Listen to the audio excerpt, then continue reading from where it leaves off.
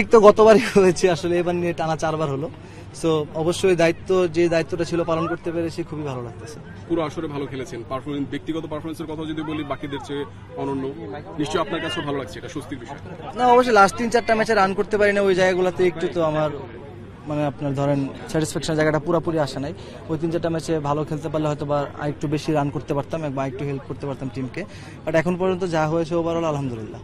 সৈকত, মানে আপনার ন্যাশনাল টিমে আপনার যখনই আলোচনা আসে তখন একটা আক্ষেপের নাম হয়ে থাকেন সবসময়। আমরা আজকে আলোচনা করছিলাম বেশ কয়েকটা যে আপনার 100তম টেস্টেও আপনি মোটামুটি ভালো করেছিলেন, ট্রাই নেশন সিরিজও ভালো করেছিলেন। নিশ্চয়ই এই ব্যাক অফ দ্য মাইন্ড আপনার কাছেও খারাপ লাগে যে আপনি এই ট্যালেন্ট নিয়ে হয়তো বা এখনো জাতীয় দলে কিছু দিতে পারতেন, এখনো সেই সুযোগটা আসছে না।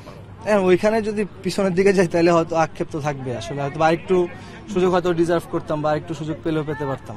বাট যেটা আসলে আমার হাতে নাই সেটা আমি কন্ট্রোল করতে পারবো না। বাট সামনে যেটা আছে, এই টিমে একটা টুর্নামেন্ট আছে, একটা সিরিজ আছে, ওইখানে এখন ফোকাস করতেছি, ওইখানে ভালো খেলার চেষ্টা করবো।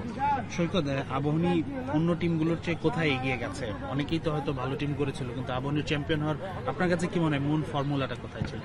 দেখেন, আসলে এখানে আমি বলবো যে টিম বন্ডিং। আমরা পুরো টুর্নামেন্টে একটা ফ্যামিলির মতো ছিলাম। হোয়াট এভার হ্যাপেন, যাই আসুক না কেন সিচুয়েশন, আমরা সবাই একসাথে থাকবো। এবং যদি আমরা টুর্নামেন্টে কিছু নাও করতে পারতাম, আমরা একসাথে থাকার চেষ্টা করেছি। খুবই ভালো টিমের পরিবেশ ছিল, তো সেটা খুবই ইম্পর্টেন্ট আমার কাছে মনে হয়। আপনি খুব ভালো পারফরমেন্স করেছেন ব্যক্তিগতভাবে, এটা যদিও ডিপিএল আপনি রেগুলারলি মোটামুটি পারফর্ম করে থাকেন, এবার স্পেশাল কোনো কিছু ছিল কিনা? নিশ্চয়ই হার্ডওয়ার্ক ছিল অনেক।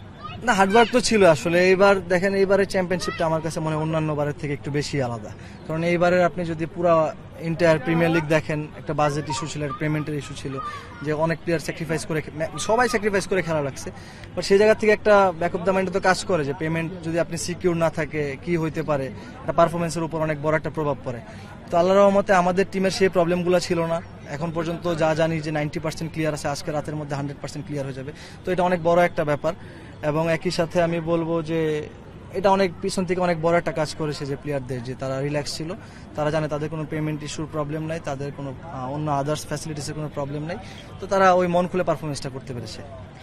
একটা ম্যাচ ইউনিক নক খেললেন ওয়েস্ট ইন্ডিজের সাথে। আমরা ত্রিদেশীয় সিরিজে যেটা দেখেছিলাম যে আপনি ফাইনাল ম্যাচে সেখানেও একটা নক খেলেছিলেন। আজকেও যখন মানে নামলেন ওই সময়টায় দলের উপর প্রেশার ছিল। সো ম্যাচ উইনিং নক খেলে আপনার মানে অভিজ্ঞতাটা কেমন?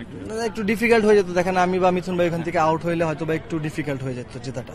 তো যখন আমরা সেট হয়ে গেছিলাম ওই সময় আমাদের দুজনের মধ্যে এই আলোচনায় ছিল যে আমরা যখন ধরতে পেরেছি খেলাটা, আমরা এখান থেকে শেষ করার চেষ্টা করব।